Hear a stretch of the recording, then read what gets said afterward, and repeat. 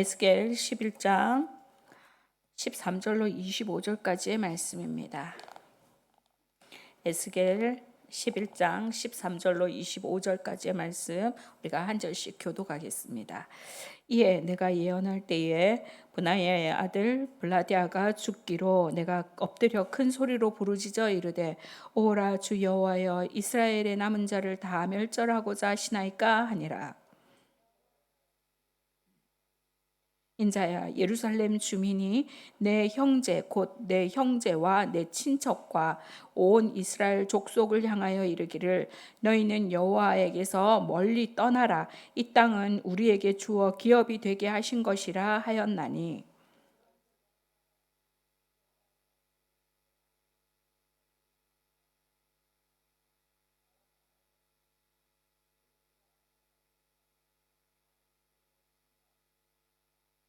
너는 또 말하기를 주 여호와의 말씀에 내가 너희를 만민 가운데에서 모으며 너희를 흩은 여러 나라 가운데에서 모아내고 이스라엘 땅을 너희에게 주리라 하셨다 하라.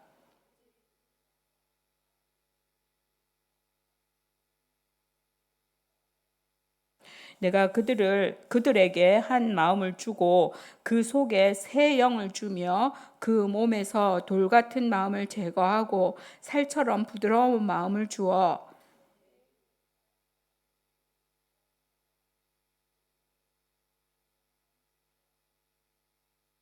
그러나 미운 것과 가증한 것을 마음으로 따르는 자는 내가 그 행위대로 그 머리에 갚으리라. 나 주 여호와의 말이니라.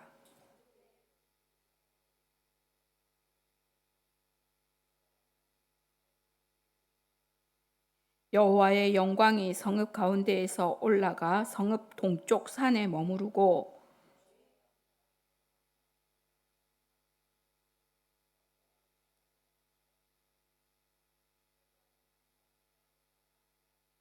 함께 봉독합니다. 내가 사로잡힌 자에게 여호와께서 내게 보이신 모든 일을 말하니라. 아멘. 맞다 힘드네요. 찬양을 너무 열심히 했는가 봐. 자, 사람은 익숙한 곳을 떠나서 새로운 환경에 놓이면 불안합니다. 그래서 여행을 혼자 이렇게 잘 가시는 분들이죠. 너무 부러워요. 근데 그 혼자 가는 사람도 안 불안한 게 아니거든요. 어떻게 보면 그 불안을 살짝 즐기는 거지. 근데 그 불안이 크면 저같이 꼼짝 말아 하고 집에 딱 방콕에 있어야 되는 거죠. 우리가 혼자 어딘가 간다? 혼자 새로운 환경에 처한다? 내가 의지적으로 여행을 하는 거면 괜찮은데 어쩔 수 없이 쫓겨나가지고 어디로 가야 돼.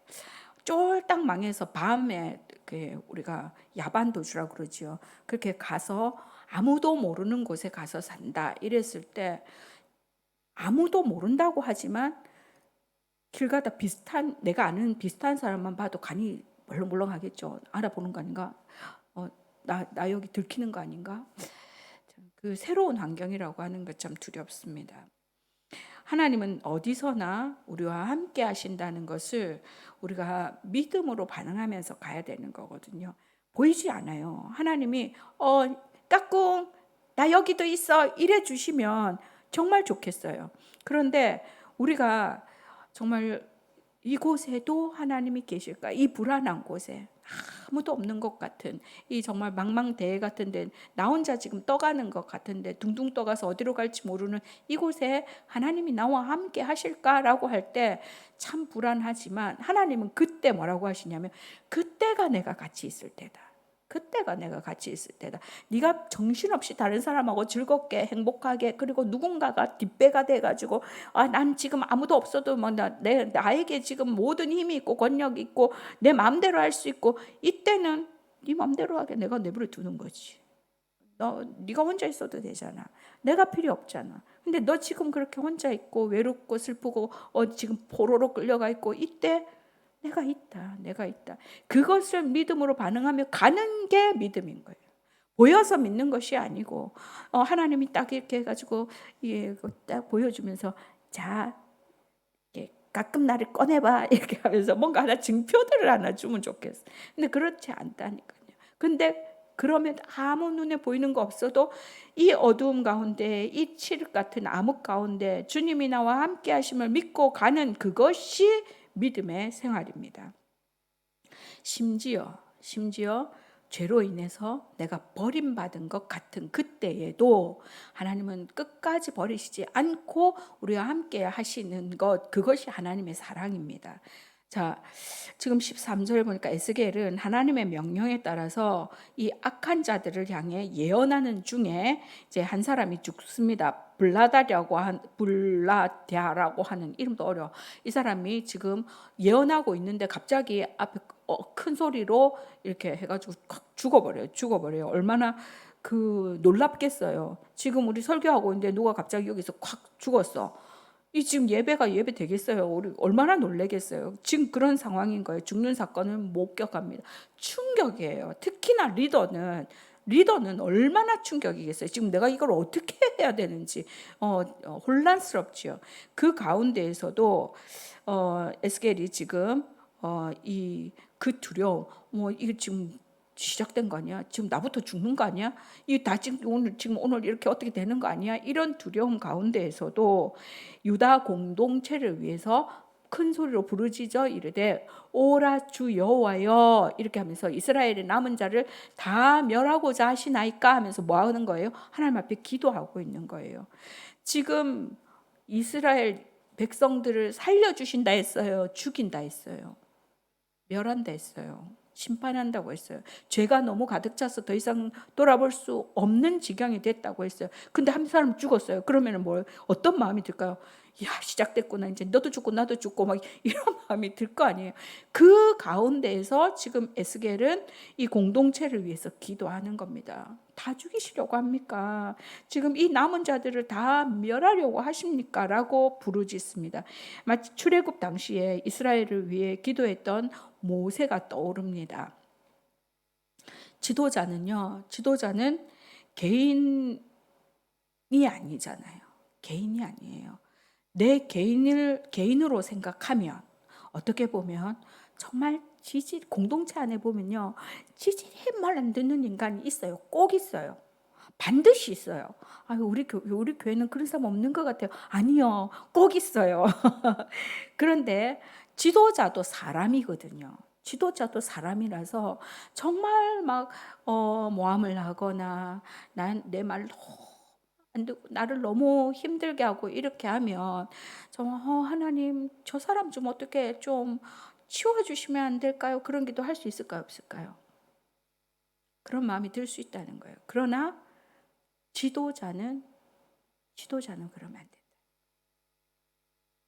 우리 셀 안에서 작은 공동체가 셀이에요. 그죠? 그보다 더 작은 공동체는 가정이지요. 우리 자녀들이 말 징그럽게 안 들을 때가 있어요. 하나님 저 아이를 치워주세요 라고 기도하나요? 포기하지 않아요. 저 아이가 돌아오게 해주세요. 저 아이가 하나님 앞에 바로 서게 해주세요. 이렇게 기도하지, 저놈의 자식이 말 안 들으니까 하나님 저걸 데려가세요 라고 기도하지 않아요. 셀 안에 식구들이 정말로 징글징글하게 말 안 듣고 왜 우리 셀 뽑기 해가지고 정하잖아요. 왜 뽑기 해필이면 저 사람이 우리한테 뽑혀가지고 다른 사람이 좀 뽑아가지. 다른 사람은 누가 그 사람 또 뽑아가겠어요. 그럼에도 불구하고 셀을 너무 힘들게 하고 셀 리더를 너무 힘들게 해도 그 사람이 나에게 주어진 사람이에요. 함께 가야 돼. 그 사람을 위해서 기도해야 돼. 하나님 저 사람 좀 이사 가게 해주세요. 그런 게는 이사 가게 해주세요. 막 지도자는요 끝까지 잡고 있어야 돼요. 잡고 있어야 돼요. 대통령이 국민들을 반은 말 듣고 반은 안 듣는 거잖아. 그죠? 지지율이 아무리 높아도 요새는 60% 넘었대요. 기적이야. 우리나라 이런 적이 없어. 근데 보통은 뭐 40 몇 프로를 가지고 끌고 가잖아요. 나머지는 맨날 대통령 마음에 안 든다고 피켓 들고 다 저 죽어버려, 쓸어버려. 이러면 뭐예요? 군사 쿠데타인 거죠, 그것이. 그렇게 하면 안 돼요. 어떻게 해야 돼요? 이렇게 지금 한 사람 죽은 사람, 지금 다 죽은 게 아니라니까. 다 죽인다 했는데 한 사람 죽었다니까. 그런데 하나님 막 부르짖으면서 하나님 다 죽이려고 이러십니까? 라고 울부짖는 것이 지도자의 모습인 거예요. 우리가 우리 교회 안에서, 우리 가정 안에서, 내가 속한 공동체 안에서 나를 하나님이 지도자로 세우셨거든. 징글징글하게 말 안 듣고 나를 넘어뜨리려고 하고 나를 모함하고 나를 미워하고 시기하는 그 한 사람을 위해서 기도해야 돼요. 아니, 다 징그럽게 말을 안 듣고요. 그냥 어쩌다가 한 명 나한테 가끔 지나가다가 희망의 메시지를 주는 것도 있을 거예요, 아마. 예수님이요. 예수님 십자가에 달리실 때 누가 예수님 옆에 가가지고 예수님, 저는 예수님 편이에요. 저는 끝까지 예수님을 따라요. 그래서 아무도 없어요. 그래도 그 길 가야 돼요. 그래도 십자가에서 내려오지 않고 가셨어요.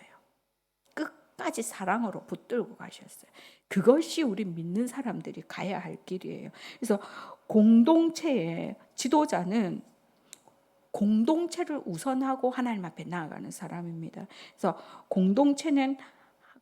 지도자는 공동체를 위해서, 한 영혼을 위해서 함께 붙들고 가고, 공동체는 뭐예요? 공동체는 서로가 붙들고 우리 같이 가자. 우리 같이 가자. 네가 오늘 힘드니 내가 잡아줄게. 네가 오늘 엎어졌나? 내가 일으켜줄게. 그렇게 하면서 지도자를 중심으로 같이 우리 인상과 경계하시죠. 그렇게 가는 게 믿음의 길이에요. 혼자 잘났다고 막 뛰어가면 나머지는요 다 질질 끌려가지고요 피나가지고 난리가 나요. 교회 안에 그런 분들이 가끔 있어요. 열심히 지나쳐서 나쁜 게 아니야. 방향도 맞는데 열심히 혼자 지나쳐가지고 다른 사람이 죽는지 어쩌는지 따라오는지 마는지 막 뛰어가요. 그럼 나머지 어떻게 해요? 따라가다가 피 질질 흘린다니까요. 그거 하나님 기뻐하시지 않아요. 빨리 가서 뭐 어디다 쓸 건데요? 어떻게 할 건데? 우리는 맞춰서 가는 거예요. 맞춰서. 하나님이 급하시면 하나님이 빨리 가게 바람으로 하시겠죠. 하나님이 하시도록 우리는 그냥 마음을 같이 함께 가는 거예요. 우리가 15절에 보니까 예루살렘에 남아있던 자들은 다 포로로 잡혀갔던 자들이 버림받았다고 생각했어요. 예루살렘에 남아있는 자도 있고 포로로 끌려간 사람도 있는데, 남아있던 사람들 생각에는 저 포로로 끌려간 저 사람들은 하나님께 멸시받아서 끌려간다고 생각하고, 남아있는 우리는 하나님의 은혜로 남아있다.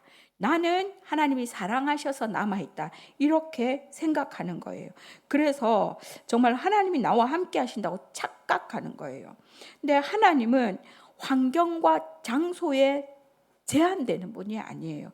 그래서 간혹 우리가 고난 당할 때가 있잖아요. 그럼 간혹 고난 당할 때, 실패할 때 우리를 조롱하는 사람들이 있다는 거예요. 우리가 실패하고 넘어지고 우리 할 때에 우리를 향해서 야, 너 뭔가 숨은 죄가 있다. 봐라, 내가 그럴 때 알아봤다. 네가 거룩한 척하고 교회 열심인 척하지만 안 보이는 어딘가에 하나님이 미워하시는 뭔가가 있는 거지라고 우리를 향해서 말하고, 봐라, 기도하라 했지. 내가 금요 철야 좀 나오라고 했지. 새벽기도 좀 나오라고 했지. 너무 쉬운 말로요. 옆 사람은 쉬운 말로 할 수 있다니까요. 근데 그때 나는 뭐예요? 내가 안 나오고 싶은 게 아니었어. 내가 하나님을 안 바라보고 있는 게 아니었어. 나는 하나님만 보고 하나님을 향해서 가고 있었어. 내 처지 환경이 다른 사람 눈에 그것이 보암직하고 먹음직스럽게 안 보일 수도 있는 거야. 그럴 때 우리를 향해서 아니면 너가 하나님은 뭐 안다노? 하나님의 이름을 가지고 조롱하는 경우도 있어요. 그러나 우리는 그때도 그 사람들의 소리를 들으면 안 된다. 사람이 하는 소리는요, 바람에 날리는 겨와 같아요. 사람이 하는 소리로 힘을 얼마나 얻을 수 있을 것 같으세요? 저 사람이 나를 끝까지 지원해 줄 것 같으세요? 끝까지 나를 사랑할 것 같으세요? 여보세요. 한 입을 덮는 남편, 아내도요. 조금만 마음에 안 맞으면 진짜 이렇게 하는 게 우리의 마음이에요. 내 속으로 낳은 자식도요. 어떨 때 정말 마음에 안 들면 저거 진짜 막 이런 마음이 드는데 무슨 우리가 뭐 얼마나 그렇다고 끝까지 그런 거 없어요. 그런 거 없어요. 하나님만 보고 가는 거예요. 누구의 평가, 누구의 어떤 소리 거기에 흔들리지 말고 가는 거예요. 17절 18절에 보니까 하나님은 계속해서 그 포로로 끌려간 사람들을 격려하고 계십니다. 흩어진 백성들을 다시 모아서 이스라엘 땅으로 돌아오게 하실 것이고 그들의 마음에서 우상을 제거해서 하나님만 섬기게 하시겠다고 말씀하십니다. 19절에 특별히 보니까 그들에게 한 마음을 주고 그 속에 새 영을 줘서 그 돌 같은 마음을 제거하고 살처럼 부드러운 마음을 주시겠대요. 누구요? 끌려간 사람들. 지금 안 끌려간 그들은 뭐예요? 남아있는 자들이 뭐라고요? 조롱했다니까요. 니네는 하나님에게서 떠났다. 하나님의 영이 니네에게서 떠났다라고 조롱했는데 하나님은 뭐라고? 아니. 내가 너희에게 나의 마음을 주고 내 새 영을 부어주고 너희 그 돌 같은 마음을 살처럼 부드럽게 할 거라고. 하나님이 함께 하신다는 거예요. 근본적으로 이 백성의 그 심령을 고치시겠다고 말씀합니다. 친히 하나님께서 이 백성을 고쳐주실 것을 말씀합니다. 호세아 10장 12절에 보면 호세아는 마치 묵은 땅을 갈아엎듯이 새 마음을 새롭게 하여서 여호와를 찾는다고 말합니다. 그것처럼 그걸 우리가 뭐라고 그래요? 땅을 기경한다고 하죠. 그래요. 기경한다고 하죠. 갈아엎는 걸 기경한다고 하는 거예요. 우리가요. 지금 이재명 대통령이 되면서 야, 일 잘하더라고. 기분 진짜 좋다. 요새 막 뉴스 볼 마음이 나요. 막 야, 이것도 저것도 막 나라의 바른 어떤 일들로 탁탁탁탁 해가는 것을 보면서 기분이 좋은데 그 언제까지 갈까요? 몰라요. 그가 변하지 않고 정말로 가난하고 힘없는 사람들도 기펴고 살 수 있는 세상을 만들어 줬으면 좋겠어요. 우리의 소망이에요. 계속해서 우리 대한민국에 그런 대통령들이 계속 나왔으면 좋겠어요. 여당이고 야당이고 빨간당이고 파란당이고 필요 없이 계속해서 정말로 민생들을 위해 자기를 다 내어놓을 수 있는 대통령들만 막 나왔으면 좋겠어요. 근데 그거 한다고 뭐가 얼마나 달라질까요? 정치 믿을 수 없는 거예요. 외적으로 문화 막 발전하면 우리 대한민국이 지금 뭐 경제 10위 뭐 이렇게 하는데 1위 미국 되면은 날 좋아지겠어요? 미국 보니까 우리보다 더 지금 어지러운 것 같은데요. 미국 완전 무슨 정신병자 나라 같아. 나라가 뭐 도대체 전 세계를 어떻게 만들려고 그런지 알 수가 없어. 우리가 정치, 뭐 군사, 재정 뭐 이런 거요.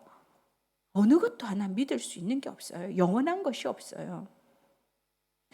하나님이 그런 것들로 우리를 변화시킨다고 하시지 않는다니까요. 뭘로? 우리의 심령을, 우리의 내면을 바꾸신대요. 밖에 무슨 조건을, 내가 나라의 성을 하나 있잖아. 엄청 높은 성을 만들어가지고 거기 아무도 쳐들어오지 못하게 그렇게 내가 막아줄게라고 하시지 않아요. 우리의 심령을, 묵은 땅을 기경시켜서 우리의 심령을 변화시켜서 하나님의 사람답게 온전하게 서가게 만드신다고 말씀하십니다. 그것이 하나님의 의지입니다. 하나님은 우리를 근본부터 변화시키는 분이시고 우리의 근본이 바뀌기를 원하시는 분입니다.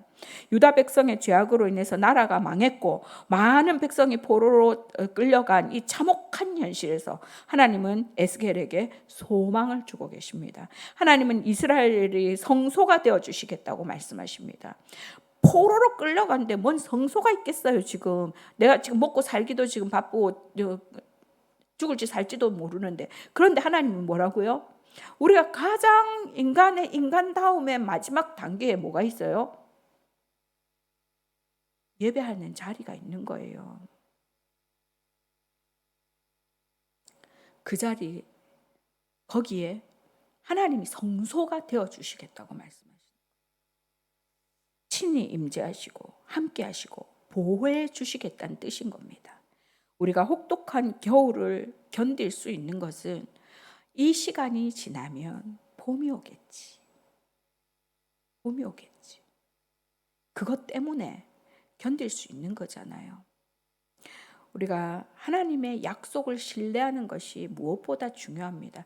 지금 내 현실이 어려워도 하나님이 그 어려운 현실 가운데에서 너와 함께 하겠다고 말씀하신다니까요.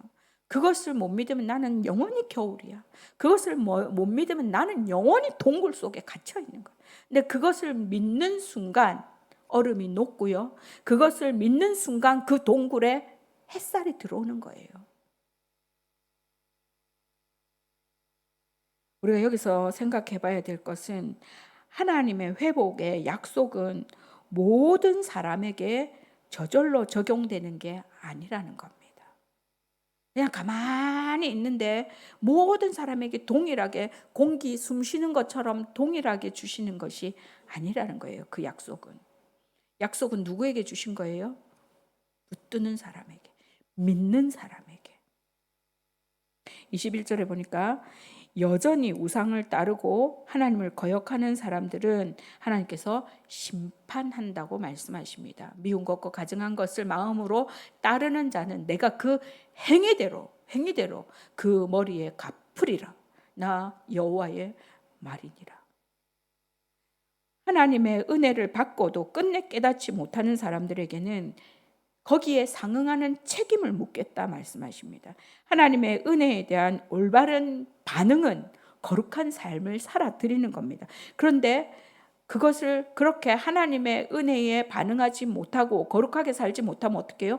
머리에 행위대로 갚으신대요. 갚으신대요. 두려운 말씀입니다. 마지막으로 24절 25절에 에스겔은 자신이 본 환상을 빠짐없이 전합니다. 이제 공동체를 살리겠다는 사명인 것이지요. 자, 공동체가 미우면 어떻게 하겠어요? 안전하면 돼. 안전하면 돼. 죽든지 말든지. 우리가요, 사람이 죽어가는 사람이 여기 있을 때 미우면 어떻게 하면 돼요? 다른 데를 보고 네, 다른 데를 보고 이 사람을 안 쳐다보면 돼. 나 못 봤다 지나가면 돼. 근데 우리는 어떻게 해야 돼요?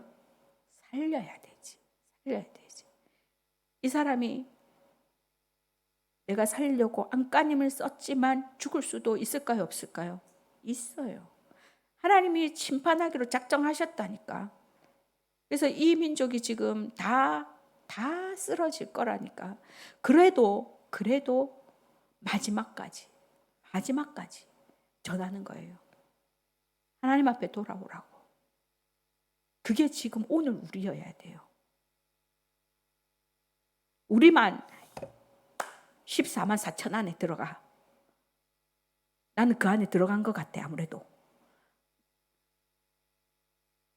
그러니까 그냥 더 자리가 복잡하면 안 되잖아. 그러니까 우리끼리 조용히 믿자. 그거 이단이죠. 이단이에요.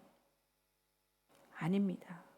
14만 4천에는 12지파가 있고 12 곱하기 막 많이 이렇게 곱하는 결국은 온 천하를 구하고자 하는 하나님의 뜻이에요. 그래서 우리가 전도하지만 우리가 전하지만 죽을 사람도 있어요. 그러나 우리의 사명은 끝까지 해보는 거예요. 끝까지 살려보려고 안간힘 써보는 거예요. 저 남편은 절대로 안 변할 것 같아. 내가 말해도 안 듣는다. 징그럽게도 말해도 한 번 더 했으면 될지도 몰라. 근데 그 한 번을 안 해가지고 안 될 수도 있잖아요. 끝까지 포기하지 마세요. 저 시어머니는 안 된다.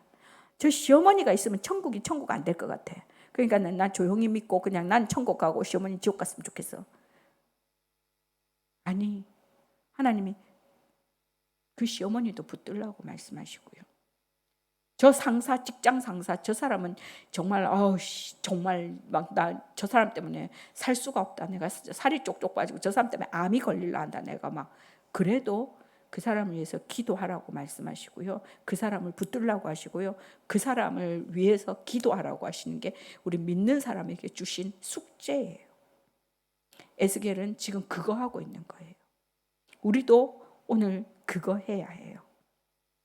그래서 우리가 흩어진 백성을 모으시는, 절망적인 상황 가운데서도 흩어진 백성들을 모으시고 그 마음을 변화시켜 주시고 그래서 언약의 백성으로 회복시켜 주시는 그 하나님이 오늘날 우리 가운데 함께 하시고 우리 주변에 있는 사람들을 살리시고 나를 살리시고 나로 인해서 내 마음을 변화시켜 주셔서 내 마음이 먼저 변화되어야 되는 것이 중요합니다. 내가 하나님 앞에 바로 서는 것이 먼저입니다. 내가 하나님 앞에 바로 살아드리는 것, 거룩하게 살아드리는 것이 먼저입니다. 그래서 나의 할 일들을, 이 어두운 시대를 밝히는 등불이 되어서 하나님이 마음껏 쓰시는 사람으로 내어드리겠습니다. 다짐하며 나아갈 때에 너다 네가 에스겔이다. 내가 너를 붙들고 내 일을 하겠다. 그 약속을 받아 누리시는 저와 여러분 될 수 있기를 주님의 이름으로 축원합니다. 기도하시겠습니다. 아버지 하나님, 에스겔은 왜 이렇게 어려운 환상을 받았을까요? 무슨 말인지도 참 잘 모르겠고 또 아버지 하나님, 이 에스겔의 심령이 또 너무나 우리와는 동떨어진 것 같은 마음도 듭니다. 하나님이 심판하시겠다는데, 하나님이 쓸어버리시겠다는데, 하나님이 잡혀가도록 내어두시겠다는데 그 한 사람을 끝까지 붙들고 정말 중보자의 자리에 서서 아버지 하나님 부르짖는 이 모습이 지도자의 모습 아닌가요? 이 모습이 아버지의 모습 아닌가요? 이 모습이 리더의 모습 아닌가요? 아버지, 오늘날 우리에게 원하시는 것이 그것이지요. 하나님, 우리가 정말 하나님을 기쁘시게 해드리는 거룩한 백성으로 살게 하여 주옵소서. 우리의 심령을 먼저 고쳐주시고 우리가 하나님 앞에서 바로 서는, 거룩하게 살아내는 우리 모두 되게 도와 주옵소서. 감사드리며 예수님의 이름으로 기도합니다.